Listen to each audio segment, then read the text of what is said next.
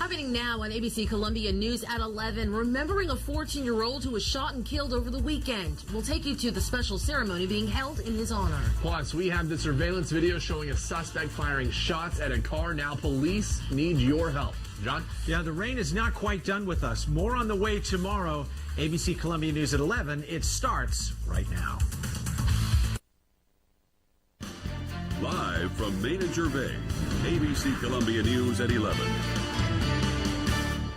You're taking a live look downtown as we near the end of a rainy day, and we have more on the way, including the potential for some severe weather. Good evening. I'm Rochelle Dean. And I'm Josh Berry. Thank you so much for joining us. We are not out of it yet. Let's bring in Chief Meteorologist John Farley to kick things off for us tonight and a look at tomorrow. John? Yeah, we're continuing to see the rain work its way in from the west. And watch this. There's a little tongue of moisture that extends basically Greenville down to Edgefield. That's going to give us a nice little whack over the next couple of hours. Behind that, things will quiet down because we will generally be south of this line. But by tomorrow afternoon, another line will develop and come on through. So let's give you the forecast here, starting with the temperatures. They're in the 50s. They're not going to budge very much from here just because there's so much moisture out there right now. Here's a look at things tonight. Rain early, quieting down later, and you can see the numbers here, 50s. Now, tomorrow on the morning commute, there will probably be a few showers, but not many. I don't expect that it's going to be soaking wet. It's going to be cloudy with probably some pockets of fog. But in terms of the real solid line of rain, that gets in here tomorrow afternoon into the evening. Now, the time on that probably starting sometime around 3 or 4 in the western Midlands and then working its way through 6 or 7 o'clock in the eastern Midlands. Now, in there, I expect that we're going to see some thunderstorms as that line comes on through. All right. After that, things are going to quiet down. We'll have a look at Friday and the weekend coming up in just a bit. We're going to check in with you just a bit. Thanks, John. Family and friends of a 14-year-old who was shot and killed over the weekend held a balloon release in his honor. The teen died while trying to sell his video game console. A 16-year-old has been arrested for murder in that case. Tonight, our Alexis Frazier spoke to the victim's family at the ceremony. She joins us now live. Alexis? Yeah, guys, this ceremony was a very tough one for me to cover. Seeing just young children crying their eyes out and family members leaning on each other for support throughout the entire night. He was just 14 years old. That's how old Tyquan Taylor was, and his family told me tonight was all about healing. Thank you, oh God, for every day that is going to come after this day, that we will live life more abundantly, that we will love on each other, that you will give us peace of mind, God. Tyquan Taylor's favorite colors were red and white. It's still unreal. As rain fell down onto balloons held by the people who knew Taylor best, they held onto each other, still in disbelief that he's gone. I miss you. It's not that he gone, it's that, like, it's emptiness, like, you're not gonna see him anymore. The 14-year-old's life was taken at the hands of another teen over a video game console. His family hoping that his death will serve as a wake-up call. He's never going to get married. He's never going to graduate high school. It's our youths killing one another. Senseless. For some, tonight was about closure, but for others, Nothing ever gonna help, because nothing gonna bring him back. Many describe him as funny, a dancer, one heck of an athlete, and pretty popular around campus. Tonight, as Taylor's family and friends cling on to each other for support, they begin to heal. I love you, bro, and I miss you, bro, and I'll rest easy, bro. And as we release this balloon, God, Family and friends in the night filling the sky with his favorite colors. allow God to feel our love, Wanting him to know 2 things. that he was loved, that we will remember him. Well, in the wake of Taylor's death, his school will be hosting a Cut Your Hair, Cut the Violence campaign where students and staff can buzz off their hair as a stance against violence. This event is happening this Friday, March 2nd. For now, live in the studio, Alexis Frazier, ABC Columbia News. A manhunt is on for a suspect accused of shooting at a car last night. Camden police say in surveillance video you can see a man firing multiple shots at a car near the Huddle House restaurant on West DeKalb Street. Officers say the man is Bobby Stuckey, and he's wanted on 2 counts of attempted murder. We're told one of the victims was shot in the lower back. Authorities are now looking for a gray BMW. they say Stuckey drove off in. Columbia police are investigating a deadly stabbing this evening. Investigators say during an argument, a man was attacked inside an apartment on Prescott Road around 5 o'clock tonight. He was taken to a local hospital where he later died. Officials say they've arrested and charged 23-year-old Zane Pride in connection with that murder. The driver of this car is lucky to be alive after police say the vehicle flipped upside down after crashing into an ambulance this afternoon. Columbia police say the accident happened near Rosewood in South Kilbourne. One driver was taken to the hospital. In Chester County, a driver there was shot and killed by deputies after SLED agents say he took them on a high-speed chase. SLED spokesperson Tom Berry says last night deputies responded to a report of a stolen car leading to that police chase. When the suspect's car crashed, Berry says the driver tried to pull out a gun as officers closed in.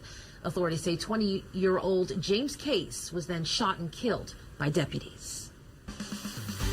Voters in Lexington will head back to the polls in 2 weeks for a runoff election to fill Rick Quinn's seat in the State House.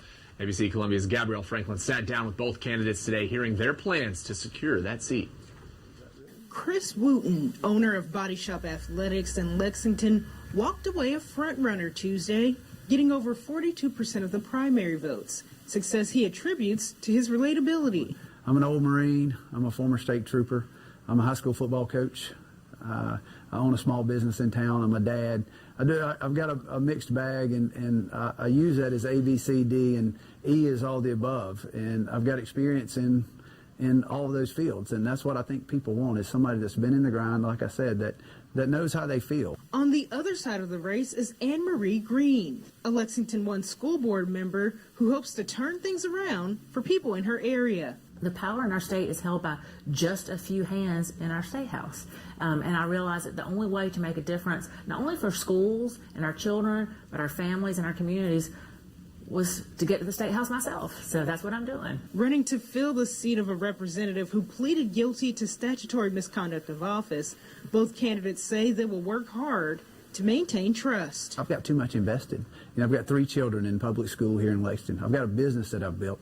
I've got a family that every one of those things have my name on it. And I've worked very hard to pose a name with integrity and to leave this place better than I found it. And I don't want to risk what I've given, because I know that I've just got way too much invested to let it go.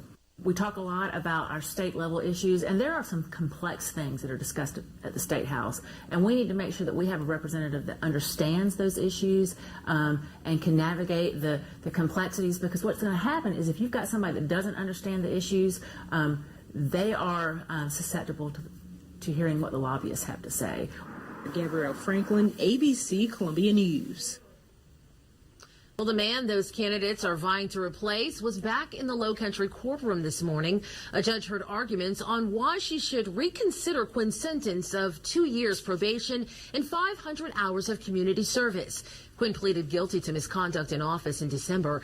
Solicitor David Pasco says he would not have agreed to the plea if he had known the judge would not take into account other allegations. An Orangeburg County man is in custody after investigators say he shot a woman with a shotgun. Investigators say 39-year-old Lonnie Switzer was arrested over the weekend after shooting the woman in her abdomen at a home in Redmond. Deputies say the victim was a 45-year-old woman. In bond court on Tuesday, her mother told the judge that she remains in the hospital. Investigators say they're still working to determine why Switzer shot that woman. Police in Georgia responded to a shots fired call at a high school, and authorities say the teacher is the one who pulled the trigger. According to officers, social studies teacher Jesse Davidson refused to let students into his classroom this morning. When the principal attempted to open the door, police say Davidson fired a shot out of the window.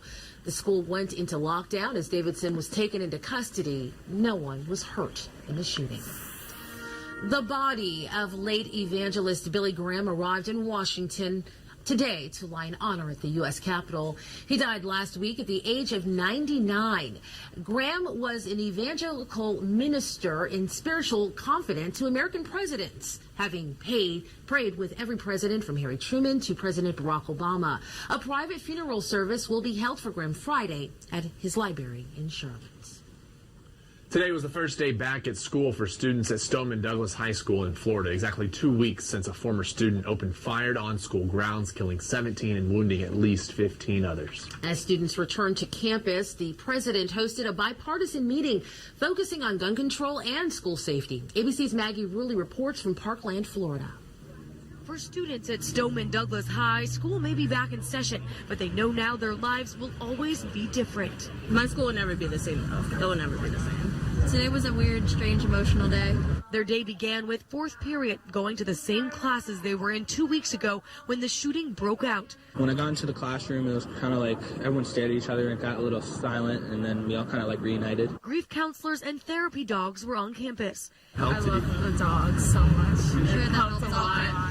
Helping students find a new normal after 2 weeks that have been anything but. Many of these students are now pressuring lawmakers to make a change. And at a bipartisan meeting at the White House, President Trump called for bold action. I think it's time. It's time that a president stepped up. The most pro-NRA president in history repeatedly took positions that put him at odds with the NRA and many Republican leaders. Like the possibility of background checks on all gun purchases, raising the age to buy an assault weapon to 21, and even opposing his own vice president on how to take guns away from people who are a possible threat. Or might take the firearms first and then go to court. Trump insists the NRA wants to do what's right, calling them patriots. Companies are now also feeling the pressure. Dozens have cut ties with the NRA, and now both Dick's Sporting Goods and Walmart have announced that they're raising the age to buy certain guns to 21. Maggie Rulli, ABC News, Parkland, Florida.